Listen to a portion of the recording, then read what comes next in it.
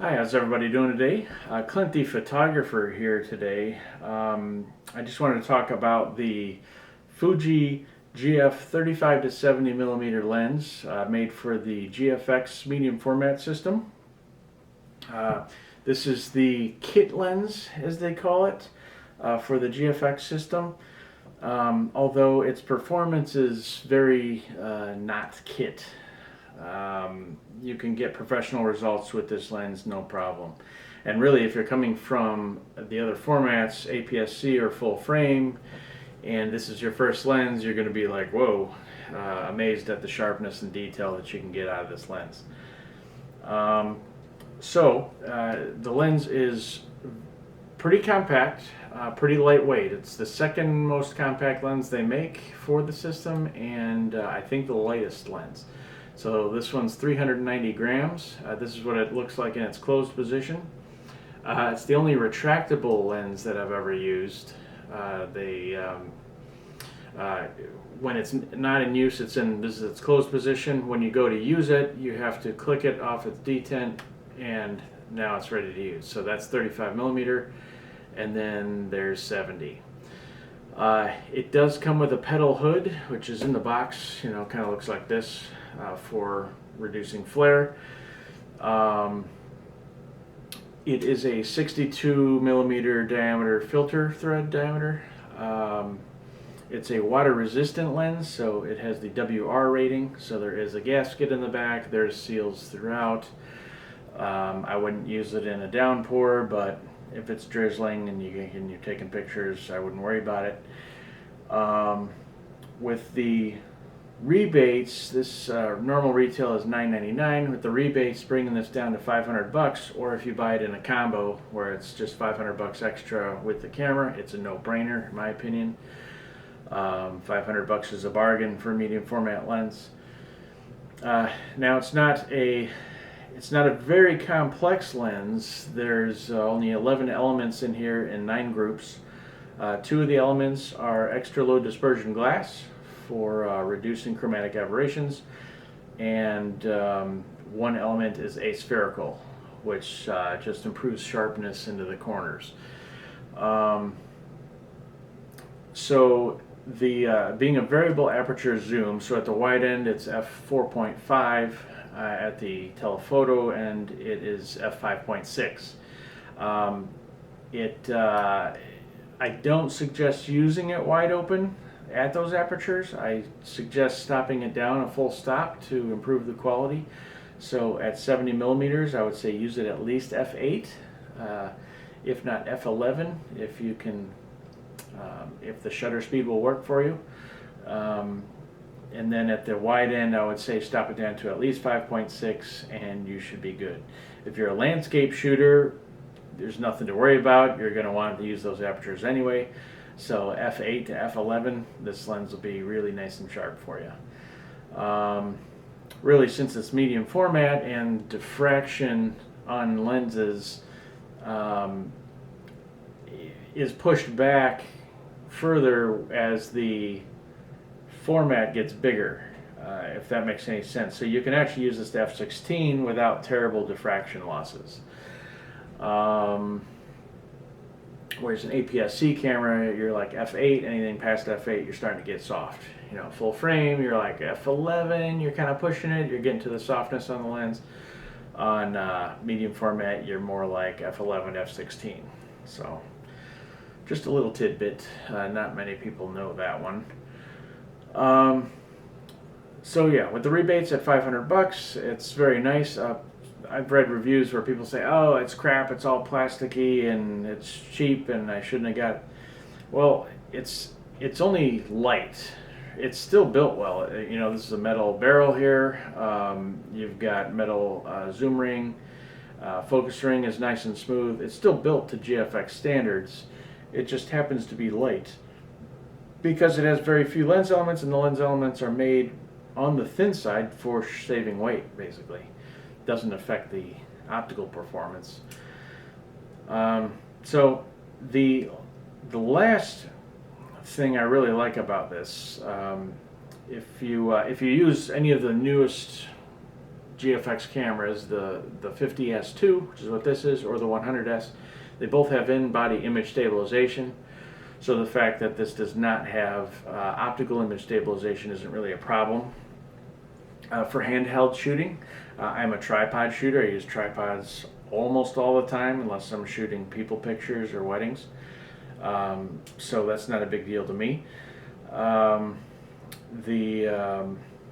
The other thing that's nice about this lens is its close focus ability. So the max reproduction ratio is 0.28, which is, I wouldn't call it a macro lens, but it's a close focus lens.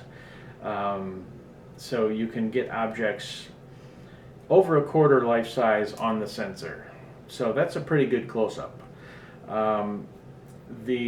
That's actually one of my complaints, let's say, over the 45 to 100 millimeter, other than it being 3.5 times as heavy and 3.5 times as expensive. Its close focus ability is only 0.13 times, so it's like half as close as this lens in actual use. So the reproduction of this is not very good for close-up photos. So you need to get a extension tube and mount that onto the lens, which they sell 3 different lengths, and then screw that into the camera body, and then you can do your close-ups. I do some studio photography on a tabletop, with the best backdrop, and the camera's only about this far away. This lens can just about do it, where I used to use a macro lens to do it. This lens can just about do it. This lens cannot by itself without an extension tube. What else can I tell you about it? Oh, the distortion. There is some distortion in the lens. Of course, the cameras nowadays have built-in profiles for the lens, and the lens communicates with the camera body. So the camera knows what focal length you're shooting at and then what lens. So the camera just automatically corrects for that distortion, but it uses resolution to do so.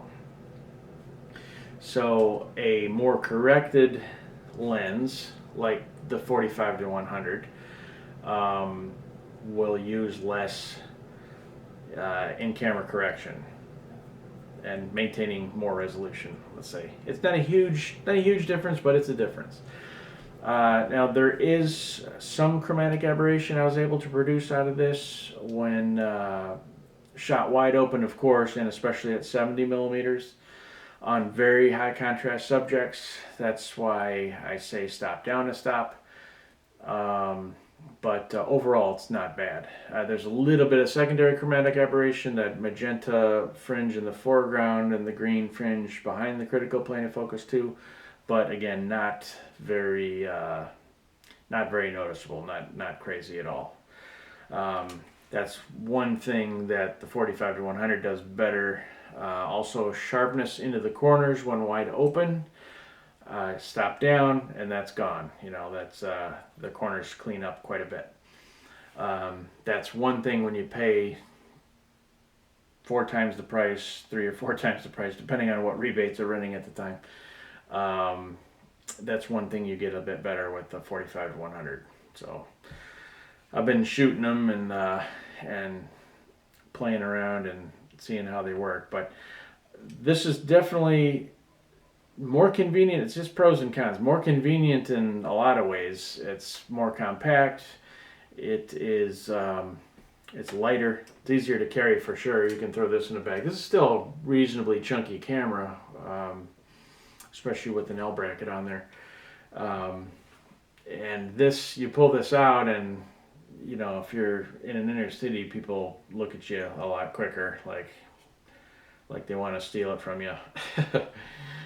So that makes me a little nervous to walk around downtown with this, but might be just in my head a little bit too.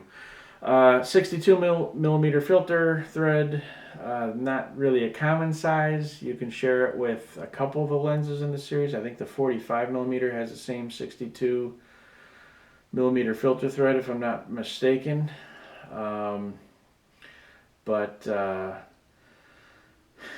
You shouldn't put a filter on this anyway. Like, everybody buys a UV filter, a lot of people do, they put it on there. You're just adding one piece of glass that wasn't designed into the optical formula.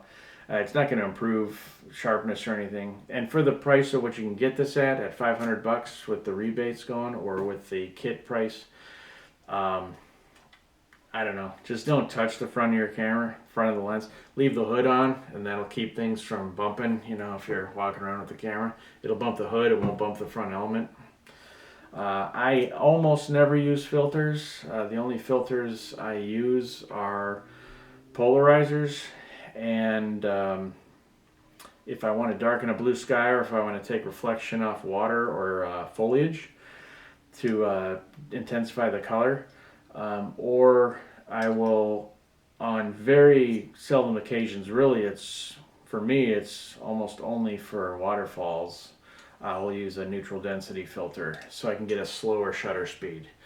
Or if I'm shooting a skyline and I'm trying to get cars streaking through the image, like these, the light trails, a neutral density filter will buy me some time. If there's not a ton of traffic, you almost have to, the cars are very sparse, you need a very long shutter speed so you can get more of them to come through. So neutral density or polarizer. But that really doesn't have anything to do with the lens, just a little tidbit. So anyway, that's that. It has a big mount, as all the GF lenses do. And it's got this giant convex element on the end. It's kind of interesting. It's got to spread the light over this big sensor. But nice optic, definitely worth the money. That's my 2 cents. You guys have a good one. I'll see you on the next one.